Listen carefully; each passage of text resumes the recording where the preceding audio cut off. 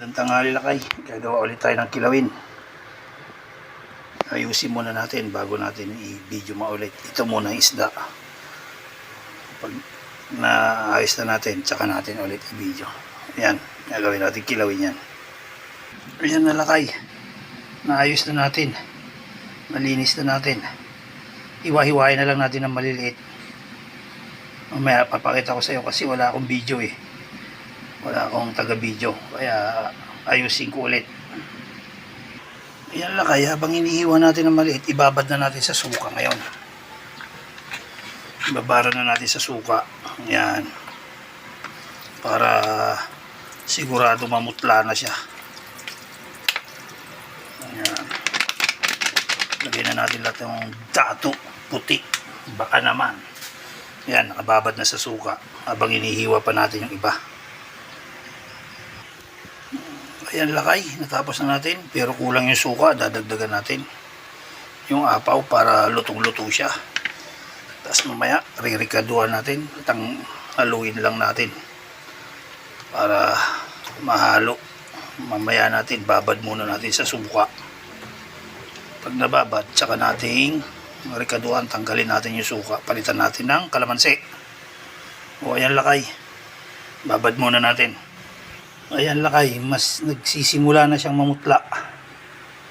O ayan. Maya-maya ng konti. Kuha ko na yung sibuyas, luya, kalamansi. Ito, pipigaan na natin. Para may halo na natin yung mga ricado. Para okay na, putang-putla na eh. Sige, ayusin na natin. Ayan na lakay, ilagay na natin sibuyas, luya. Ayan.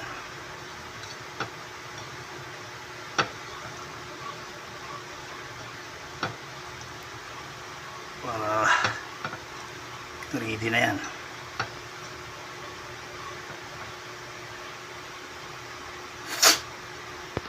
Ito na lakay, lalagyan na natin ng kalamansi. Iyan, uy.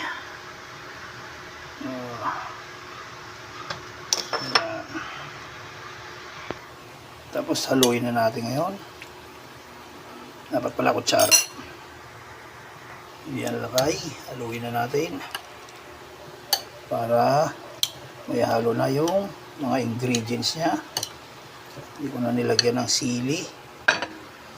Kasi wala tayong siling nabili. Ayan. Ayan na lakay ang finished product natin ng kilawin isda. Ayan.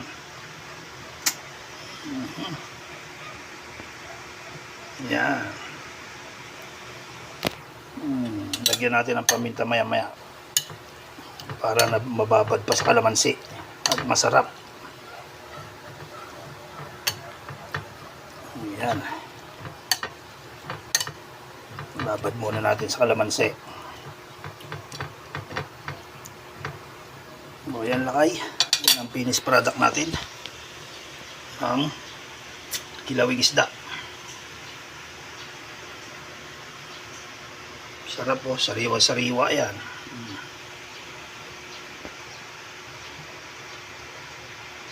Finished product lakay.